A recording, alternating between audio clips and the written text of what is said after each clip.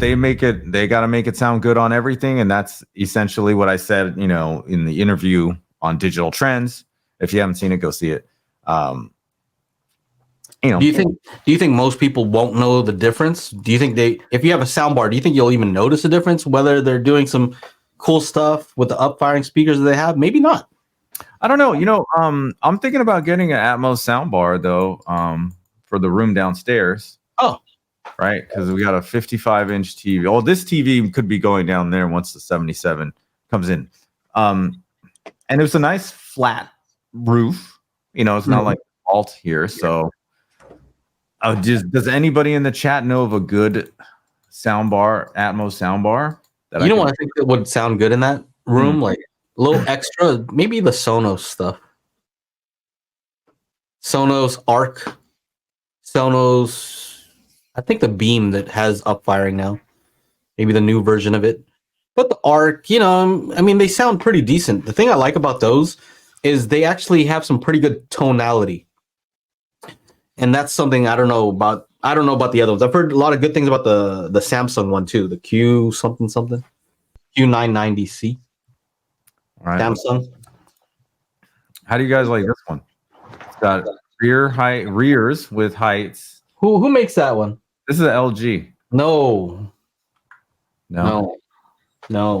I've reviewed something similar to those. Samsung. Stay away. Q990C. Because at least Samsung is own. They own Harman, so they get some of the Harman vibes. You know what I mean? It makes some pretty decent sounding stuff. I think. I haven't tried it though. $1,400. You guys weren't joking. But the Sonos Arc, dude, I'm telling you, what might even be better there is what are those ones? They kind of have like a weird shape to them.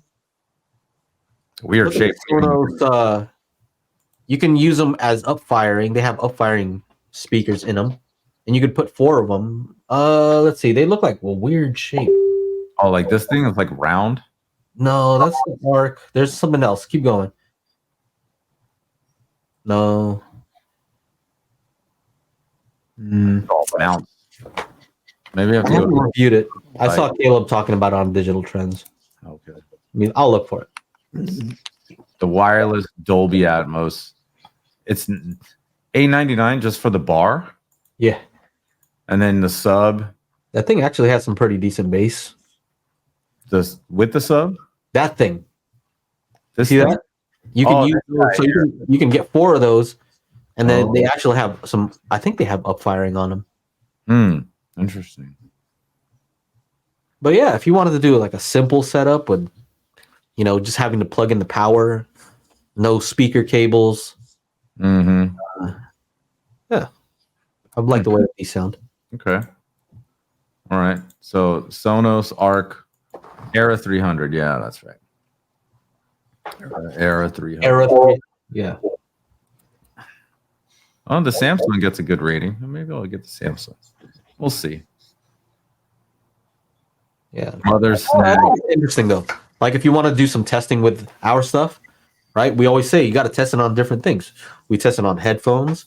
We test it on like a small studio setup. We test it in the theater. I tested on these laptop speakers. I tested on my phone. So we got to test it on soundbar. Yeah. Why do we need this much ease of use for an audio reviewer? Which is the reason to go soundbar or space. Why not deploy a budget system? Yeah, it's not. I think it's interesting to have different systems, to see what somebody else is experiencing. Exactly. Like then we'll know, for sure. Marv says he's cutting my ceiling for 2 additional Atmos. Oh, don't want to do that. Don't want to do that wrong. Yeah. I'm very curious if you can get at least a decent Atmos imaging after running through your disc using the soundbar. Yeah. At the end of the day, that's kind of like the idea, Mm-hmm. I don't have a Atmos mixing music studio anymore because I'm not in that house. But so I'm my setup is right over here, 5.1.4. So when I make something here on my laptop, I'm just using headphones and then I'll bounce it out real quick, stick it into the Revolution player, and then check it out and be like, oh, okay, wasn't half bad. It's an extra step, but you know, it's doable for now. For now. Yeah. So people are wondering why. Yeah. Look, we could always put a nice system. I think we have enough speakers and access to speakers to put a nice system everywhere. But sometimes, like, there is a matter of convenience. Right? There's a use case, I think, for everything, right? I mean, they wouldn't have these products if there was no use case. Yeah. And if it's for my mom's bedroom, then she doesn't need, a booming system. Yeah. Cars drive by with the booming systems, right? She doesn't need a booming system. She just needs to be able to hear. I'm interested in trying all that stuff, Your channel will probably grow 10 times for just soundbar reviews. More of an audience for soundbars at first. Yeah, this is definitely true. I think if we, we get that new space, we'll be able to do a lot of testing with a lot of different stuff, and just give people a good idea of like what to expect. If you're moving from a soundbar to a upgraded system, or the opposite way. Yeah, exactly. Most people are doing 2-channel. Make sure to join us every Monday for our live stream at 4 p.m. Pacific, 7 p.m. Eastern at youtube.com/Daily HiFi.